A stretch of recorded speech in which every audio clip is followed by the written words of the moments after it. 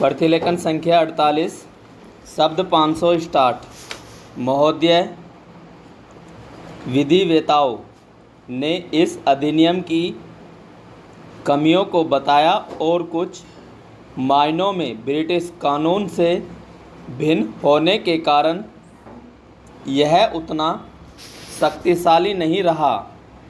भारत में प्रदूषण निवारण के लिए अनेक प्राधिकरण और अधिकारी अनेक प्रकार के नियंत्रण और अलग अलग कानून एक समस्या है जिससे कानून कमज़ोर पड़ जाता है और उसका प्रभाव कम हो जाता है।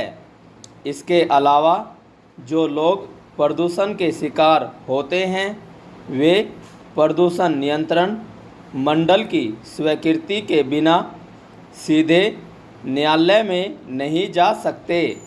इससे जनता कानून से विमुख हो जाती है। अधिनियम की खामियों के कारण हाल ही में केरल उच्च न्यायालय द्वारा प्रदूषण नियंत्रण मंडल का मुकदमा खारिज कर दिया गया। जल अधिनियम 1974 के अनुरूप वायु प्रदूषण निवारण एवं नियंत्रण अधिनियम 1981 तैयार किया गया। खेद है कि अधिनियम का प्रारूप तैयार करने वालों और विधायकों ने इसके लिए समाजवादी राष्ट्रों के व्यापक पर्यावरणीय कानूनों की सहायता नहीं ली।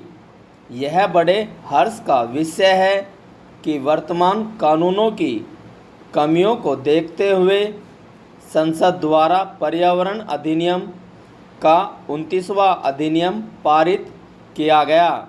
यह अधिनियम काफ़ी व्यापक है और इसका क्षेत्र भी विस्तृत है तथा इसके अधीन भारत सरकार को पर्यावरण की सुरक्षा और सुधार और किसी भी प्रकार के प्रदूषण को कम करने के लिए काफ़ी शक्तियाँ प्रदान की गई हैं। इसमें जल, वायु आदि के मानक निर्दिष्ट करने और उद्योगों की स्थापना तथा खतरनाक पदार्थों के रखरखाव के संबंध में प्रतिबंध लगाने में सावधानी बरती गई है। पर्यावरण के प्रदूषण के कारण होने वाली दुर्घटना से बचने और उद्योगों की चिमनियों से निकलने वाले प्रदूषणकारी तत्वों पर नियंत्रण के लिए अन्य उपाय करना केंद्र सरकार के अधिकार क्षेत्र में आता है। इसके अधीन पर्यावरणीय प्रयोगशालाएं स्थापित की जा सकती हैं और विश्लेषक नियुक्त किए जा सकते हैं। दोषी निगमित क्षेत्र और सरकार के विभागों को भी दंड दिया जा सकता है। यद्यपि यह कानून काफ़ी साहसिक कदम समझा जा सकता है लेकिन संकट के समय निष्प्रभाव साबित हो सकता है। इन नए कानूनों में भयंकर दोष रह गए हैं। आश्चर्य है कि ध्वनि प्रदूषण जैसे विषय को छोड़ दिया गया।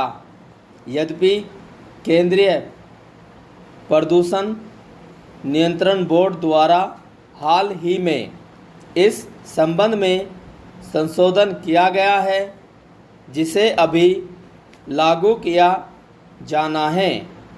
जनता की भागीदारी को प्रोत्साहित नहीं किया जा सकता और अफसरशाही पर अत्यधिक भरोसा किया जाता है।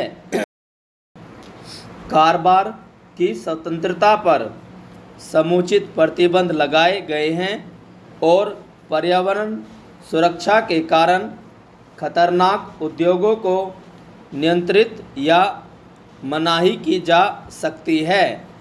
संविधान के अनुच्छेद 21 में दिए गए जीवन के अधिकार के अधीन प्रदूषक उद्योगों पर लगाए गए सारे प्रतिबंध वैध हैं।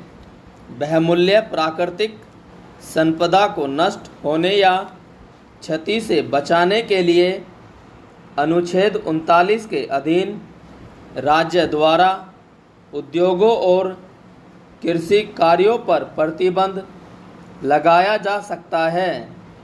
अनुच्छेद 39 ख के अधीन भौतिक संसाधनों पर नियंत्रण ताकि उनका सामान्य हित में सर्वोत्तम उपयोग किया जा सके। Full stop.